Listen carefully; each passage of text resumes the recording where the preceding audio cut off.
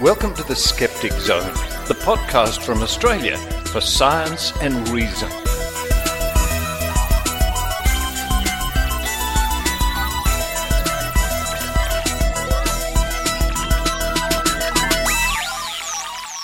Yes, it's the Skeptic Zone podcast, episode number 559 for the 7th of July 2019. Richard Saunders coming to you once more from the San Francisco Bay Area, although I'll be heading home very soon. Coming up on this week's show a bit later on, a special extended report, live on the scene as it were. I have a private tour of the Chabot Space and Science Center, which is in the Oakland Hills. My friend Leonard Trameil is a volunteer tour guide at the center, and I was lucky enough to get some of his time as he took me around and showed me the exhibits, including the spectacular exhibit called Luminous Moon, which is on until the 8th of September. And this has photographs of the moon, from the moon, of the moon, at the moon, around the moon, that you have to see to believe. And just glancing at the official blurb on the website here at chabotspace.org, this is our moon as you've never seen it. The only thing more extraordinary than the science we are learning about the moon is its incredible beauty. Chabot's stunning new photographic essay explores the moon's sweeping craters and once active volcanoes with photos by NASA astronauts who witnessed its beautiful desolation firsthand, and images taken via satellite that allow us to explore places we have not even yet visited. Yes, it lives up to the hype, folks, and you'll hear more about that in the second half of today's Skeptic Zone. But coming up at the top of the show, we have an interview with Michael Marshall from the Good Thinking Society, our regular correspondent in the UK. And Marsh is going to tell us about a campaign by Good Thinking about protecting people, helping to protect people with autism from harmful homeopathic cures. Yes, there are many people in the alternative medical community that think that autism is a disease that can be treated and cured. Marsh will tell us more about this and the action they are taking, and he's going to talk about something called cease therapy. C-E-A-S-E. And just quickly, cease therapists claim they can cure autism based on the false belief that autism is caused by vaccines, and the symptoms of autism can be cured with homeopathic treatments, dangerously high-dose vitamin C, and dietary restriction. Many cease therapists are aligned with the extremely dangerous anti-vaccination movement, which is gaining traction in the UK. The National Autistic Society have described cease therapy as absolutely appalling. Always good to talk to Marsh and find out what action the Good Thinking Society are taking. Well, that's enough for me at the moment. It's time for me to run upstairs. And today is definitely a blue cheese and cracker day. While I enjoy my blue cheese and crackers, I hope you enjoy the Skeptic Zone.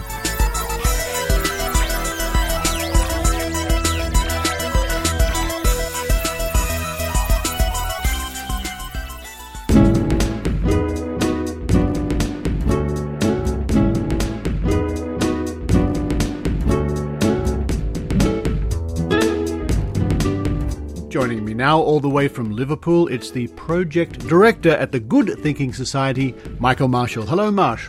Hi, Richard. Hi. Nice to be back on the Skeptic Zone. I think it's been a little while, but I'm semi-regular at this point. Absolutely. Over the years, you certainly are. You're always a welcome visitor to the Skeptic Zone. Now, I've contacted you because some action that the Good Thinking Society came to my attention, and it's quite formal in a way, isn't it? It's a judicial review. It involves homeopathy. It involves autism. Can you wrap it up for us? Yeah, so I'm sure your listeners will be aware of the anti-vax movement. Obviously, in Australia, skeptics all over Australia have been doing fantastic work in countering the anti-vax movement. But one aspect of the anti-vax movement in the UK and also kind of in other parts of the world as well are the claims that not only do vaccines cause autism, but that that autism can be treated through a range of different treatments. So things like homeopathy, vitamin C, intravenous vitamin C, high dosage intravenous zinc, things like that. And so there were a group of homeopaths who practiced something called cease therapy. Cease therapy. Now that's I saw something about that. That's CEASE, and that would stand for something, I imagine. It does. It stands for complete elimination of autism spectrum exhibition. Good grief. So it is very much meant to be an autism cure. And it involves homeopathy and high dosage supplementation and some dietary restriction as well. No evidence that it has any positive effect on any of the symptoms associated with autism. It certainly isn't an autism cure, and the idea that a developmental issue that comes to be part of how people see themselves, something like autism it's not an injury, it's neurodiversity. The idea that neurodiversity in that way can be cured is something that's obviously a very dangerous and misleading claim and a harmful claim. Yeah, absolutely. And so there are maybe something in the region of 60 homeopaths in the UK who are actually members of the Society of Homeopaths, which is the UK's kind of official accredited body of homeopaths. It's the body, the regulator of homeopaths, and certainly the organisation that, to be part of it, homeopaths will sort of point to the fact that they are members of an accredited organisation, accredited regulator. They'll point to that as one of the reasons that the public can trust them. We have to be doing things the right way, because we've got a formal, official regulator that makes sure we're safe and trustworthy and all these kinds of things. And that Society of Homeopaths, that regulator, has actually regulated itself under a body in the UK called the Professional Standards Authority, and the PSA is the healthcare regulator of regulators. So they will regulate doctors. The GMC, the General Medical Council, the regulator of doctors, falls under the remit of the PSA. The General Dental Council falls under the remit of the PSA. So it's the regulator of regulators. And in 2014, the Society of Homeopaths were allowed to join that scheme and become voluntary members of this regulator. And that means that members of the Society of Homeopaths are allowed to put on their website a big tick, like a government tick, saying we are regulated by the government, we are therefore safe and trustworthy, and all those kinds of things. Yeah. And yet there was a story in The Guardian last year, and there was a follow-up earlier in June, about these homeopaths who were practicing cease therapy. And as a result of that, one of the things the PSA did was urge parents not to go to any old homeopath, or any old practitioner, but to always look for a healthcare practitioner that is on their list of accredited regulators, accredited members, to know that they've been sort of vetted and that they're regulated and that they are trustworthy. But that list that the PSA have of accredited regulators that they were pointing parents to, on that list of the Society of Homeopaths, and within the Society of Homeopaths are the very homeopaths that were the subject of those articles in the first place. Oh boy. So we have this very strange situation. So with all of this going on, to be an accredited regulator, every year you get reviewed by the PSA, who do like an audit or like an annual review to make sure that you're keeping up standards and maintaining protection of the public and all that kind of stuff. So all of this went on in, first of all, 2017. At the end of their review in 2017 of the Society of Homeopaths, the PSA highlighted their members who do cease therapy as a particular issue and a concern. And they even said, for example, that their members aren't allowed to tell to say on their website or to tell patients and parents that they do complete elimination of autism spectrum exhibition. They can only say cease. They can't explain what cease means, because if you explain the acronym, you are making a claim about curing autism that the PSA were happy to accept you weren't necessarily making if you just used the acronym. Hang on, that sounds like something from Monty Python. Yeah, we can, you're allowed to say you offer a treatment so long as you don't tell them what that treatment means, is a very curious position to be in. And I think even the PSA remarked at the time that they weren't fully confident, they weren't fully convinced that this would actually protect the public. But they accredited them in 2017 nonetheless. And then it came around to reviewing them in 2018 ahead of their 2019 accreditation. And the PSA even again highlighted that Society of Homeopaths members were offering cease therapy, that they were making claims to cure autism, that they were making claims about vaccines that directly violated or directly contradicted NHS guidance about vaccines. The best practice advice, which is that vaccines are safe. You had homeopaths who were saying vaccines aren't safe and vaccines are toxic and all this kind of stuff. And even though the PSA highlighted these concerns and highlighted that these cease therapy practitioners are presenting a risk of harm to the public, and specifically a risk of harm to autistic children within the public, they decided to give them that rubber stamp all the same. And they went ahead and they give them reaccreditation, which means the Society of Homeopathy members can carry on using that government stamp of authority and stamp of approval on their website. It's quite staggering to me, and something I think we've discussed before, that a lot of the people involved in the homeopathic industry are sincere and firm believers in not only homeopathy, but they would certainly be sincere and firm believers that autism is caused by vaccination. Yeah, I absolutely agree with you that I don't think, and I've spoken to many, many homeopaths, I don't think I've spoken to a homeopath who I didn't think was completely sincere in what they're doing. And the problem is what they're doing is incorrect, and that's presenting a risk because they genuinely believe in this stuff that happens to be incorrect and aren't following the evidence, unfortunately. So because this government body gave them that rubber stamp of authority again, we decided, we looked at that decision, and we thought, in our opinion, that decision looks to be unlawful. Because if you're going to be a government body whose main remit is protecting the public, making sure that practitioners of various healthcare, including conventional healthcare, making sure that what they're doing is trustworthy, that it's safe, that it's looking out for people's best interests in terms of health. If that's your remit, which it is the remit of the PSA, it seems contradictory to that remit to then accredit a body that you recognise is posing a potential risk, and specifically a potential risk to disabled people and autistic people. Yeah, it makes about as much sense as homeopathy in general, I think.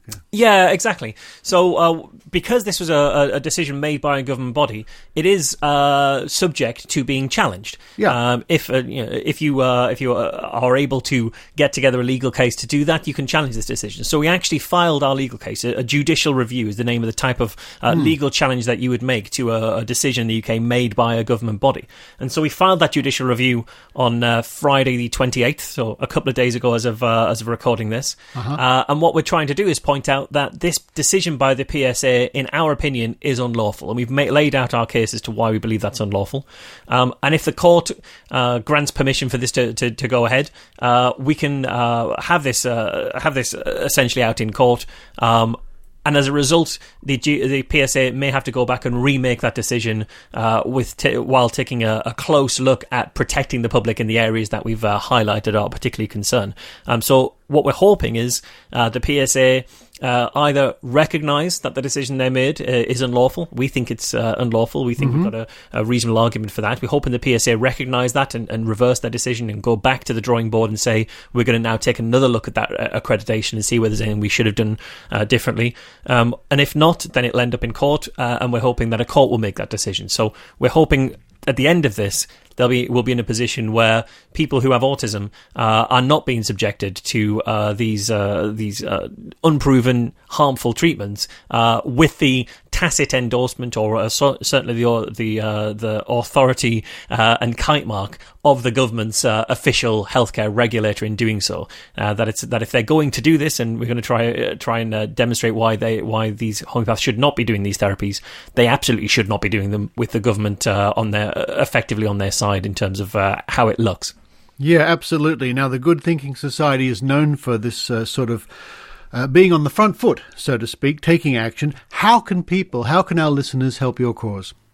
Well, there's two things that listeners can really do. The first of them is, unfortunately, a judicial review is quite an expensive procedure. It's incredibly in depth. We have to have expert lawyers who are experts in this area, and we work with an excellent law firm who we've worked with for many, many years, who've done a huge amount of excellent skeptical work with us and are very, very on the side of good in that area. But they also have to turn this into paid work, otherwise they can't be doing skeptical work full time.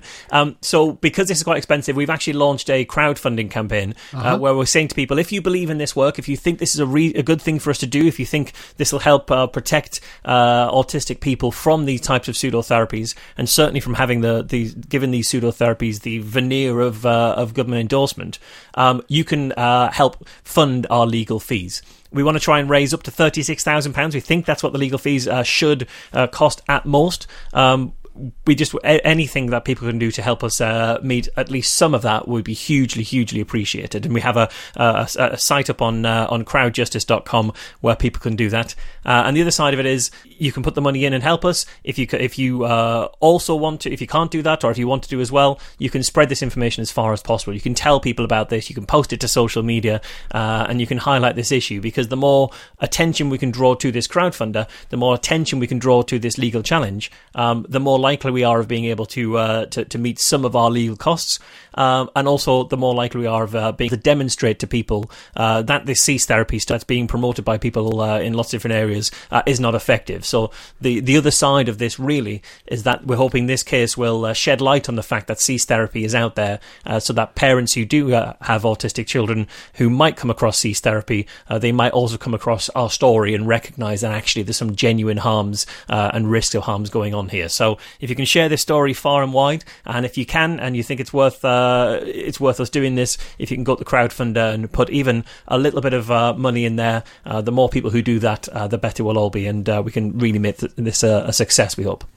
Yes, folks, there will be a link directly to the page in question where you can help out, chip in with the crowdfunding there. And it's a case, Michael Marshall, of cease therapy should cease, I think you could say. That is absolutely correct, Richard, absolutely. Oh, it took me a long time to come up with that one. Now, before we go, I've just today, as it happens, I was being very healthy. I was on the treadmill listening to one of my favourite podcasts, Be Reasonable, and the latest episode is about homeopathy. You interview a homeopath, which is deeply fascinating, folks. It was good timing in a way, Marsh, that story's come out now. Yeah, it was a surprise, actually, because I actually recorded this interview a couple of months ago. And for listeners who aren't aware of what Be Reasonable is, I interview someone that I disagree with, but instead of being antagonistic, instead of being aggressive, instead of trying to win the conversation and win the debate, I try to have a civil discussion and try to genuinely understand the other side's point of view. And I think that's a valuable thing to do, because it means we've heard the arguments that are being used to persuade the people we disagree with. And once we've heard those arguments, we can be much better at counteracting them. So it's the kind of show that you listen to, and I'm not going to tell anyone that they're completely wrong about things. I'm not going to go for the jugular. I'm just going to try and introduce sense checks and try and get as much information as possible. And the show that was out at the end of June was with Kate Birch, who is a homeopath who actually practices cease therapy. And so the story that was published in The Guardian at the start of June, one of the homeopaths they talked about as practicing cease therapy was Kate Birch. So it was really surprising to me to see that this interview that I did in sort of February or March kind of time suddenly had a relevance to not just what was in the media at the time, but then the legal case that we've been working on in the subsequent months. So it all sort of came back together. So if you want to hear firsthand what a homeopath who promotes cease therapy, who also believes that homeopathy can be used to treat AIDS and many other things as well, if you want to hear firsthand what they say and how they explain their position and how they justify to themselves and to their patients that position, you can check out the latest episode of Be Reasonable, and you can hear it straight from the homeopath's mouth. Straight from the homeopath's mouth. Again, a link will be in this week's show notes. And I'll probably pressure you, Marsh, to send me a new little audio promo for Be Reasonable. It's certainly one of the most fascinating skeptical podcasts out there. Well, Michael Marshall, thanks again for your time, and thanks for taking this sort of action. I think it's very important, and people can follow the links and help you out. But for now, Michael Marshall from Liverpool, thank you very much. Thanks very much, Richard, and also thanks to all the Skeptic Zone listeners who've been listening to your show for so long. It's a really great show, a really great, an important thing that's happening in the skeptical movement. So, yeah, thanks to all the listeners as well.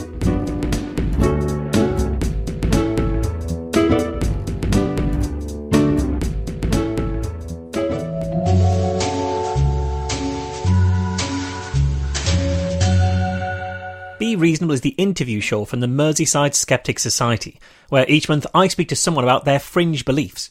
Over the years, I've spoken to psychics, UFO believers, moon landing deniers, flat earthers, hollow earthers, and all manner of unusual conspiracy theorists. But I've also talked to AIDS denialists, white supremacists, gay conversion therapists. I even interviewed Jim Humble, the inventor of Miracle Mineral Supplement, a form of industrial bleach that he and his followers use to treat cancer and HIV. This isn't a debate show, and my aim isn't to win an argument. But when we listen to how people promote and justify the ideas that we disagree with, even the dangerous ones, I think we become much more effective at countering those ideas. If that sounds like something you'd be interested in, look for Be Reasonable on Apple Podcasts and everywhere else that podcasts live.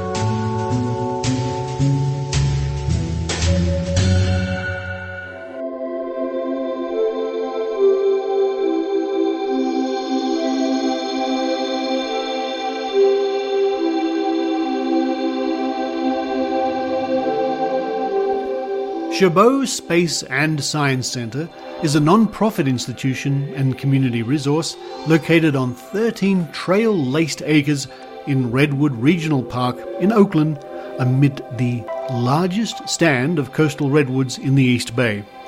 Chabot features a 241-seat full-dome planetarium, interactive and hands-on exhibits, space artifacts, a giant screen theatre, a Challenger Learning Centre, and the only research-level telescopes regularly available to the public for weekly live viewing in the western United States.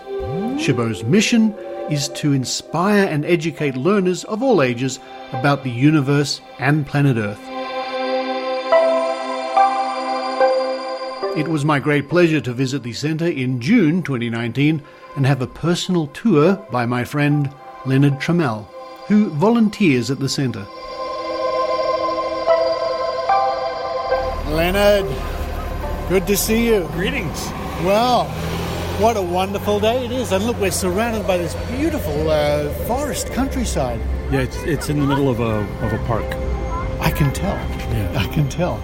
And you look the part. You're all decked out in your volunteer shirt with your Space and Science Centre hat on. It looks great. It looks great. Yeah, I'm official. You are official. Good to see you again. Good to see you. And I can't wait to have a look at the exhibition. And the rest of the centre. Oh, absolutely. Yeah.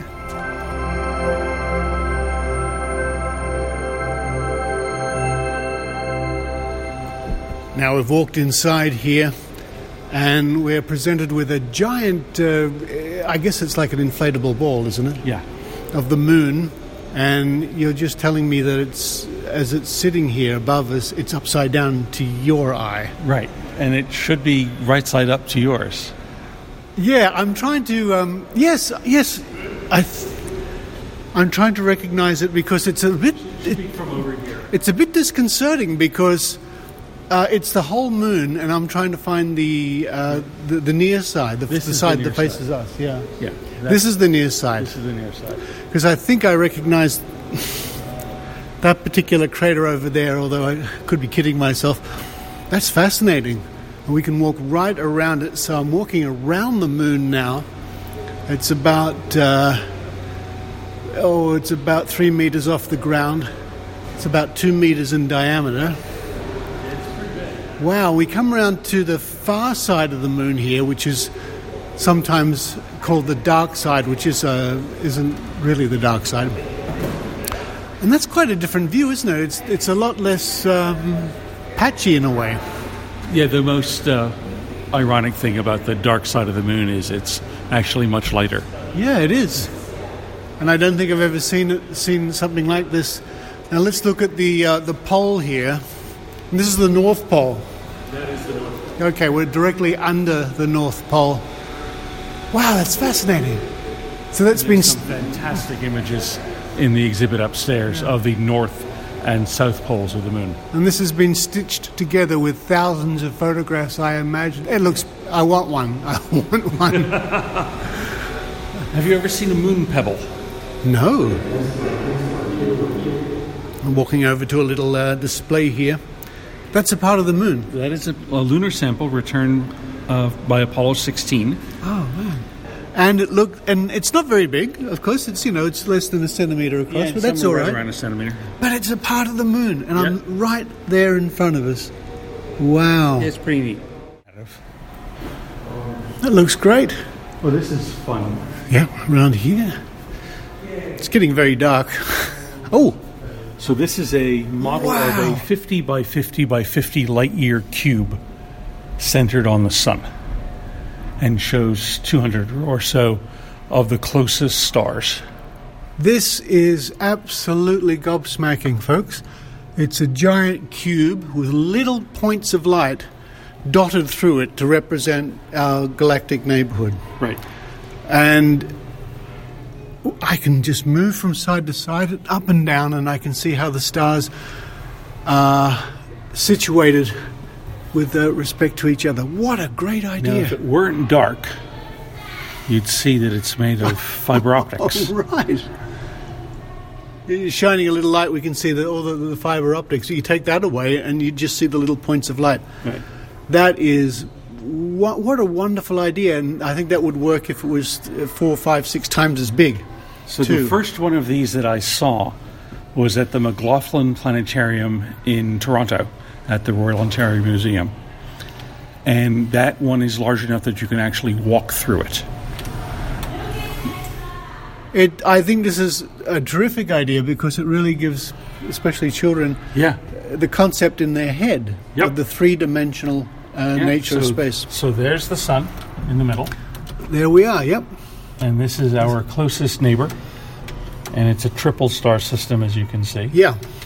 And most people don't know this, but the second closest star system to the Earth is a red dwarf, too faint to be seen with the naked eye. Really? And that's that one. Oh, yes. Yes, it is very faint, yeah. And it's actually brighter here than it would be in actual proportion. So you said this is 50 by 50 by 50 light year? Right. Wow. Mind-snapping. Absolutely brilliant. And then there is the brightest star in the night sky, Sirius. Yeah, it's gorgeous. That's gorgeous. What a great idea, folks. It's just hard to relay what a fantastic thing that is to give people the concept of three-dimensional space. Ooh. Hello. We've got a gravity well. Yes. Let me pick up a few planets here. And it's like those things you see in some shopping centres where you put a coin in and they roll down. So there it goes.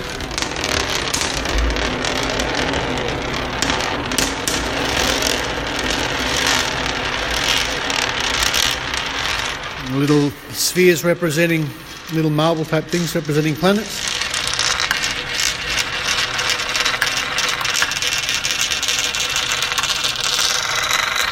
Oh, gone.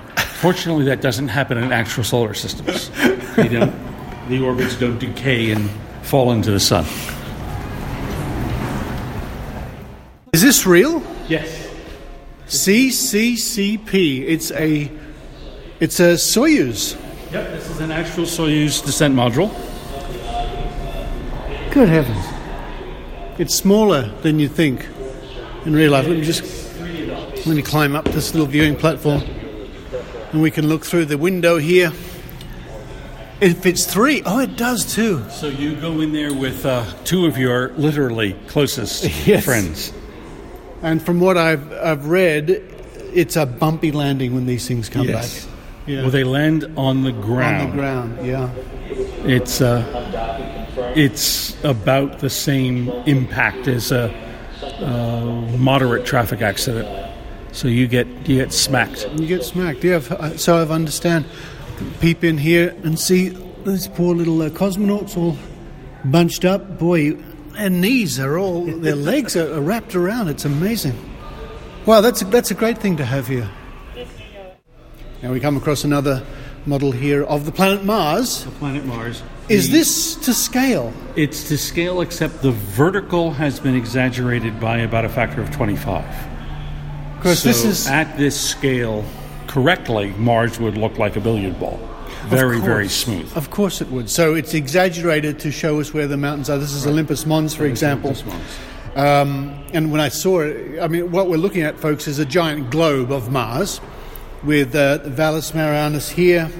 We've got Olympus Mons, and we can walk right round the whole planet, which is about a metre in diameter. There's the North Pole. But yes, the mountains have been exaggerated, because when I saw Olympus Mons, I thought it can't be that, it can't extend that far out from the planet. But it gives people a great idea of the craters and the mountains of Mars. And it's nice and red. Yes. And you can touch it, and you can feel the craters and the bumps and everything. I want one of these too now. I absolutely want one of these. And just behind us here, behind this glass panel, is a big representation of the surface of Mars. A little rover. Yeah. And in one of the stations over that you noticed earlier, you can actually remote control this and drive it around. I see. You can drive it around this track. Yep. Okay. And there's a camera above that shows you, and a camera in the front of it that shows you where it's pointing. What fun. What a fun place this is, folks. I can't tell you. It's fantastic. Fun stuff. Oh, 3D. Let me put on my little 3D glasses here. I recognize that. It's the red-blue method of 3D. Pop these on. And, ooh, look at that big crater on the surface of Mars. Fantastic. Oh, now we're walking across to another section down at my feet. Look up! First artificial satellite, the Silver Sphere, is a full-scale model of the Soviet Union's Sputnik 1. Sputnik 1, the first man-made object to orbit the Earth, 1957. There it is! Directly above our heads is a scale model of beep, beep, beep. Yes. And Sputnik scare 1. the dickens out of people. And here's a Saturn V. Now we're coming up. Scale model. A 1/10 scale model of a Saturn V, and it's still huge. So if you 1/10. take a look at the top, you'll see the escape tower. On an actual Saturn V, the escape tower is the size of this model. Wow. And we're viewing this from about 3/4 of the way up some stairs here. It's a long way down to the bottom where the base of this rocket is, and quite a long way up, and it's only a 1/10 scale model. Yeah, it's big. So there are 2 remaining Saturn V's in existence. Oh, yeah? One at the Kennedy Space Center in Florida, and the other at the Johnson Space Center in Texas.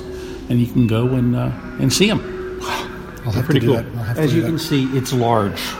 There's a scale model of it compared to a giraffe. Yeah, and the Statue of Liberty doesn't even come up to halfway. Yeah. Yeah. How long has this facility been here? 19 years, opened in August of 2000. So this is our newest exhibit. It's just for this summer, called Luminous Moon, done in partnership with the NASA Ames Research Center.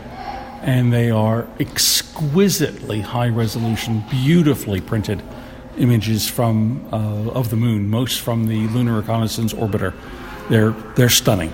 All right. That's exciting. We're just walking up these stairs now to have a look. We're immediately presented with a giant photograph of the moon. Properly with north up. Depending on where you are. Okay. Beautiful. Well, we are in the northern hemisphere. All right, I'll give you that. And what I find is fascinating is when we look here to the edge of the moon, we can see the mountains and the craters against the blackness of space. Yeah, this is a good shot. That's a very good shot. So this exhibit is set up mostly like an art gallery. Uh-huh. Because the pictures are just exquisitely gorgeous. This is exciting. We're walking into the big hall here. Take a look to your right. Another picture of the moon. There's the back side. Ah, right. Yeah, it's Very different. very different. I mean, I wouldn't immediately recognize that as the moon because we're so used to seeing the mottled pattern. This is It looks an awful very lot consistent. like Mercury. Yeah. There's a few dark areas, but basically it's the contrast isn't there. That's a picture taken by a handheld camera. Huh? If you happen to be on Apollo 12. Okay. It's a close-up of the side, the edge of the moon here. We can see a couple of craters. Probably quite close to the surface. Yeah. That was probably while they were coming back up. Now That's probably on the way down. They were too busy to take pictures. this looks like it can't be real. The Earth Doesn't and it? the moon seen from a... No, that's real. That's real. Yeah, so this is a composite photograph taken with data from the Lunar Reconnaissance Orbiter. The detail was from the narrow-angle camera, which is black and white, and then they colorized it with simultaneous data taken by the wide-angle camera, which is how you get the color of Earth. What we're looking at, folks, is a view looking down upon the moon from an orbiter. We can see some mountains here with some shadows being cast. And then looming over the horizon is a giant Earth with Africa prominently displayed here, the sun fully on this side of the planet. And it's huge. It's absolutely enormous. And the print is large. And the print resolution is large. is amazing. And it's real. That's mind-snapping. That's amazing. This is a composite of images from Apollo 16. That's gorgeous. We could the famous lunar buggy here with an astronaut just by it, and we can see right across the lunar surface to a deep crater filled with rocks. Wow, it's exquisite. Wow, and just look at the resolution on these. It gets better, folks. Oh, that's insane. This is a giant crater we're looking at in fine detail, with the shadow being cast going deep inside. We can see all the little rocks around the rim of the crater, the ejector. Oh my goodness. Yeah, it's amazing. It's amazing. And more mountains and craters here. We are looking at in giant photographs. And you look up close, and the oh my goodness, the detail is just stunning. You're absolutely right. Now I'm only centimeters away. This is more than a meter across. Yeah. And you can stand up close enough that you think you need a magnifying glass. Yes. And there's still intricate detail. That's stunning. I had no idea, but the closer I get, my eyes are starting to go out of focus now because I can't get any closer. There's still detail there to be seen. Wow. Now here's an interesting one. Another huge sort of panorama here from the moon. It gives you an idea of the scale, I guess, in an odd sort of way, the mountain ranges and so forth on the moon. So a lot of these, most of the pictures here were taken from a fairly oblique angle, so that you can see the topology. Yeah, that really brings it out into stark detail. Although the one thing I must say that I remember reading about and seeing is that the astronauts on the moon really didn't have a concept of distance. Right. Because our eyes don't work that way when there's no atmosphere. We can't tell how far something is away. Right. And you get that impression here by looking at these photographs too. We move along a beautiful photograph of another crater. These rills, in particular this, these are probably collapsed lava tubes. Oh, wow. That's fascinating. Look at them. It's like a meandering river going across there. That's fascinating. With the vulcanization caused by eruption of magma, or whatever the right word is for lunar magma, after the impact of a meteor forming the crater. Yeah. Some undetermined time in the distant past. A long time ago. So, lunar reconnaissance orbiter picture, and then a couple of photographs taken here at Chabot for context. Oh, okay. Nice pictures. But that one, again, gives you an idea of how many craters there must be on the moon, going into the billions, must be. A couple. Yeah. Oh, my goodness. So this is the one that I took a picture of. There's another one that's on my Facebook feed that you were responding to. Yeah. And I said that the Facebook image does no justice. No justice. Because again, you walk up to this, and it's got the same level of detail. So it's about a 2-meter long panorama here, folks, of a crater with mountains in it. And again, I can't understand the scale. I don't know if what I'm looking at is 2, 3, 4, 5, 6, 10 kilometers across or whatever it is. It's 53 miles, which makes it about 60 kilometers. Oh, okay. So this is human scale. Yeah, that's 53 miles across. So these are big mountains here. It's breathtaking. Yeah, when I first saw these pictures, I just stood here with my mouth agape. Yeah. That's and this is the most spectacular from a physics point of view. Now we're looking at a mountain range with the shadow of these mountains cast. It must be. Well, again, who knows what the scale is? The size of Mount Shasta up in Northern California. Yeah. So it's a couple of miles high. Okay. So this is actually the central peak of one of the most prominent craters on the front side of the moon, and I'll show it to you on the big image. So when a object comes and slams into the moon, it forms an explosion. A shock wave radiates out.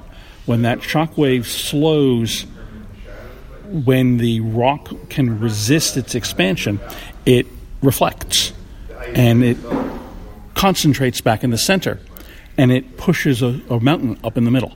That's how these central peaks are formed. But that's a violent action, and stuff gets thrown up. So here is a boulder that went up and came back down and landed. Right on the top of the peak here. Right on the top of the peak. Good grief. And again, it's got incredible detail. Yeah. Stunning. Stunning. Wow, what it would be like to just fly over this terrain. Yeah. The effect of solar ultraviolet is to darken the rock.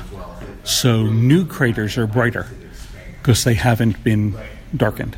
So you can see something came slamming in here, and this light stuff that's blasted over is the ejecta. Yeah. It's beautiful, isn't it? It's black and white. Well, yeah, these are black and white. Black and white, but it's beautiful. I mean, the moon is more or less black and white, I guess. So these are the pictures I told you about of the North and South Pole. Oh, okay, here we go. And these are constructed so that you're seeing each spot when it was under maximum illumination. Okay, yeah, that makes sense, yeah. It wouldn't look like that and normally, it never of course. Yeah. Gets light here. Right in the middle here, never gets light. The sun never shines. The sun never shines, and there's ice at the bottom. Yes, I understand. This is the South Pole. Yes, South Pole. Here we are. We're looking at the South Pole. And depending on where you're looking at from, of course, on Earth. Still the South Pole. We can say whether it's the top or the bottom. All right. And this is the North Pole. Right. Yeah, here we go. Looks like a giant cookie. It may not be that tasty. No. It's a whole string of panoramas here. Let me get up nice and close. And the first one shows us one of the lunar landers. I'm not sure which one it is. I think this is Apollo 15. Apollo 15, okay. Sort of landed slightly on an angle, as far as I can tell here.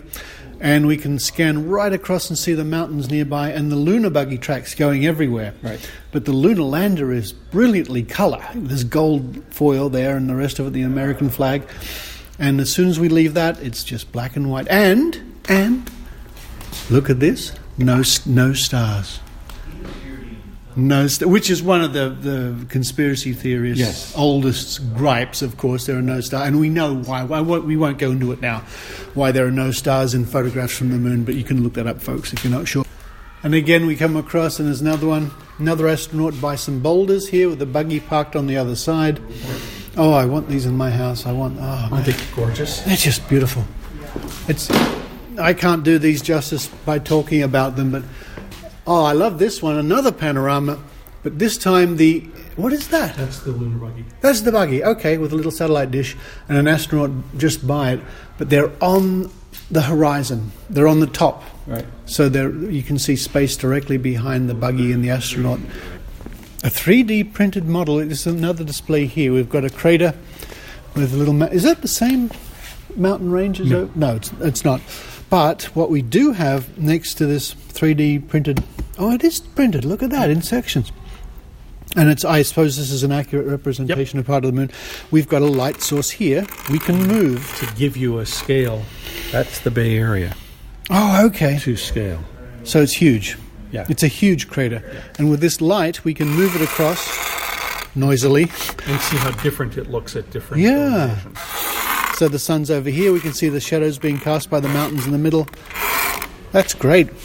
Noisy sun. And step outside here. And now we go to my favorite part of this. What, that wasn't your favorite part? No. Whoa. That is magnificent. That is magnificent. That's amazing. That's one of the best displays I've ever seen. I just stood and gaped at those pictures. I could go back and gape for another 2 hours, I think. We'll go back in soon. We will have to, I think. But these are our telescopes. Suddenly I'm surrounded by domes, telescope domes. So Anthony Chabot, the benefactor of this... Good morning. The benefactor of this facility, back in 1883, purchased a telescope for the Oakland School District. And it's in the dome here. Okay, so we're walking across a little metal... Don't look down too carefully. Don't look down too carefully. It's about 10 meters down. And we're entering a wonderful little dome here. Here we go inside, and there it is. There's a beautiful telescope. How old is this telescope? Engraved on the back. 1883. Yep. And like all these telescopes or the domes, you get this weird acoustic effect. Yeah. And depending on where you stand, you're not sure where the sound's coming from. It's brilliant. Yeah, it's a beautiful telescope. It's a magnificent telescope. So It's very pretty. Yeah. one of the directors of this facility back in the 1920s named the two refractors. You'll see the other large one soon, after the sisters in the Bible, Rachel and Leah.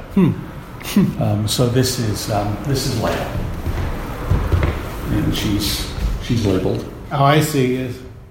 And typically during the school months, we will have a couple of hundred kids a day.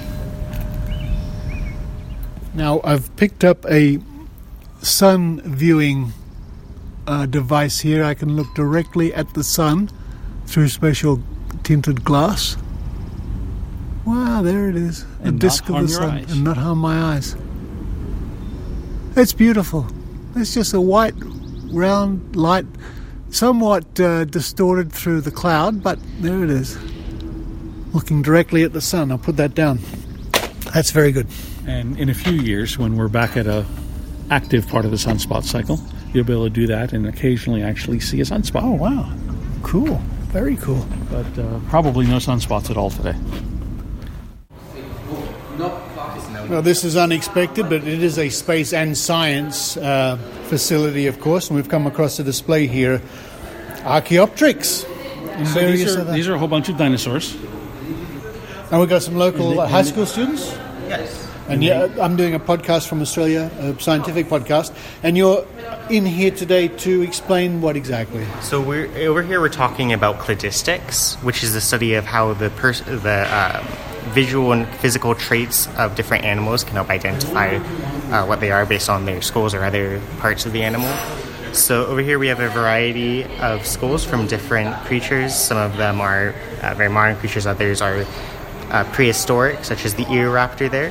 We have them all laid out here, but they are scrambled with respect to their cards. So the objective here is to try to match their cards to the skulls based off of their characteristics. Now I understand. Okay, we've got the photographs here. We've got various animals going back to prehistory, of course, dinosaurs and whatever, and models of the skulls behind them, and you have to swap them around to... well, I'm not going to make a fool out of myself and try it right now, but that makes a fascinating exhibition. That's a great model of a skull, too. So you can notice that it's a very spongy skull, the caiman skull, and that's one way that you can identify it as something which floats in the water a lot because it has so much air that helps it stay buoyant. Right. It also has a characteristic nose that bumps up, as you can see on the skull right here, as well as large eyes and, of course, very pointy teeth. Great exhibition. Wonder's good. Wonder is good, and we're travelling to space with a weight and mass exhibition here, or a little table of little suitcases. Each suitcase is labelled with the name of a planet: Saturn, Uranus, Earth, Neptune, Venus, Mars, Mercury, Pluto, the Moon. Pluto snuck in there somehow, but that's all right. We'll let that happen. We'll call these worlds instead of planets. All right, I'm with you. So we'll pick up the Moon. The Moon's quite light, really. But let me tempt fate here and go for something like Saturn. Blimey. It's the same size. They're all the same size. And we can check out... Oh, Earth's quite heavy, surprisingly heavy. We can check out Neptune's heavy. The relative weight is... Mars is light. Mars is very light. Mercury's light. And Pluto nearly floats away by itself. You just can't feel it, essentially. And you guys are here to help explain the difference or the difference between weight and mass. The difference between weight and mass, yes? So the idea here is that each suitcase holds the same mass, but the weight you feel is on different planets. So you have a good sense for Earth. Is this Earth? Yeah, you have a good sense of Earth for scale, and then you get to feel what Uranus would be, and Saturn. and you're able to tell how gravity affects mass, or mass and gravity affect weight, rather. Right, so if you were to happen to carry that suitcase to a different planet or world, So if you took this suitcase to Mercury, it would feel like this. That. So the Earth is the base level, I guess you'd say. And who came up with this idea? There was an older Gas Explorer volunteer. They're not here anymore, but they created this demo. And so it's been on the floor ever since. I love it. I think that's a terrific idea. Oh, these are fun. Oh, it just gets better and better. What's this? So the science you've of got to sound do waves. this. You ready? We've got spoons, something close to my heart. So take these. Yeah. Take this. I'll have to. Put your fingers through the loops. Yeah. You'll demonstrate it to me, then I'll do it, yeah. And then put it in your ear. What? And then bang it against the side of the table. Okay. Trust me, it's worth it. All right, so I'll get you to hold the microphone. All right. I've got a fork dangling on the end of a string, but I put one loop of the string through this finger. Right. One loop of the string through the other finger. Right. So the fork's in the middle. Right. Put my fingers in my ears. Put your fingers in your ears. They're looking at me like I'm crazy. And then I bang the fork against the table. Yes. I'm on candid camera, aren't I? Well, okay, here I go. What? No, do it more soft. Do it softer. That's keep your fingers in there. Crazy. Isn't that stunning? That is ridiculous. I could feel the sound traveling through the string, through my fingers into my ears. And it's just this magnificent gong. You can do this at home. I can do this at home. With a wire hanger. Wow. And it's amazing. And this is something we can talk to each other with. Hello, Richard. Hello, you're listening to the Skeptic Zone.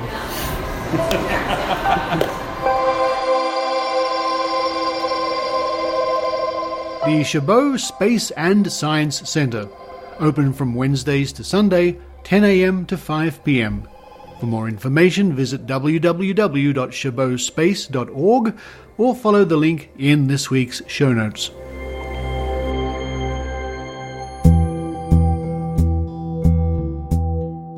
Now here's a note from the Canberra Skeptics. Coming up on the 16th of July from 6 p.m, we have Bronwyn Milkins talking about what cognitive psychology tells us about why we lay awake worrying at night instead of sleeping. And this will be at the Belconnen Community Service, which is in Chandler Street, Belconnen, in the ACT. The cost is free. Bronwyn Milkins is a PhD candidate at the University of Western Australia. Her PhD research begins with a situation that many people are familiar with: worrying in bed at night instead of sleeping. The studies she has conducted throughout her PhD have tried to work out whether anomalies in the way our brain processes information drives the worry keeping us up at night. Dinner will follow the lecture. Then, on the 13th of August, we have Woman's Woo, Pseudoscience and Woman's Health with Trish Han. That's from 6 p.m, and the venue is the Law Lecture Theatre, Fellows Road, Australian National University, and the cost is also free. This talk is a tour through the world of woman's woo. There's probably more of it than you realise, and it's often weirder than you expect. There are the obvious ones which are skewed towards women, but technically gender neutral, such as essential oils, naturopathy, psychics, mediums, etc., which generally have more female customers than male, but not necessarily by design. Trish Han is a clinical educator in diagnostic radiology at Royal Prince Alfred Hospital in Sydney, and Vice President of Australian Skeptics, and of course a reporter right here on the Skeptic Zone. For more information, just head to the Social Skeptics Canberra meetup page or follow the link in this week's show notes.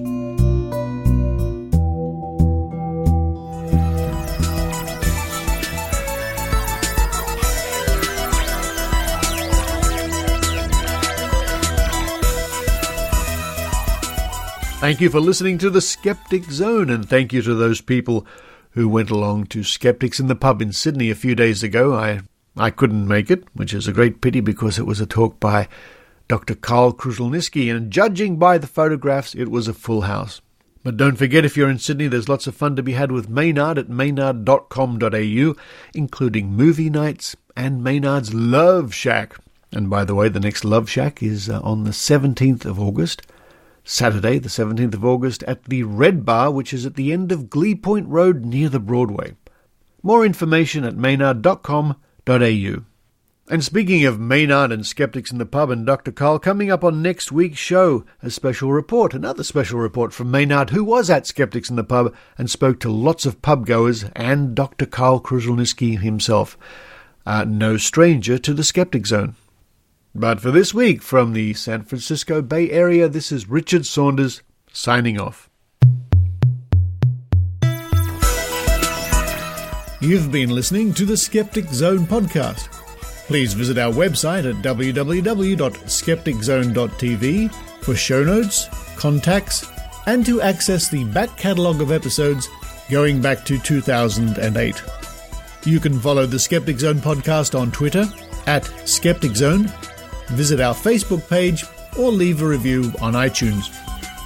You can also support the Skeptic Zone via Patreon or PayPal. The Skeptic Zone podcast is an independent production. The views and opinions expressed on the Skeptic Zone are not necessarily those of Australian skeptics or any other skeptical organisation.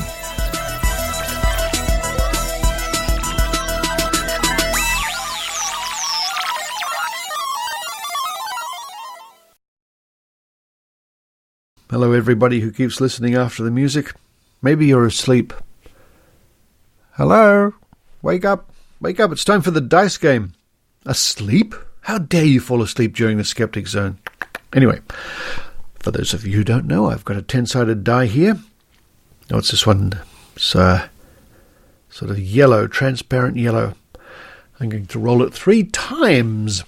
And, grabbing my pen and paper here, I want you to use your psychic powers, your predicting powers, or your mathematical odds, something like that.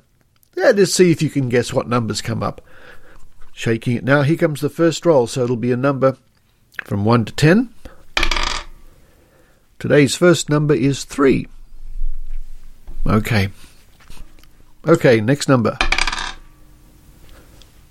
It's a 9. Ooh, 3 and 9, whatever that means. Last one. And to get all 3 numbers is a 1 in 1,000 shot. Here we go. Rolling. 8. 3, 9, and 8.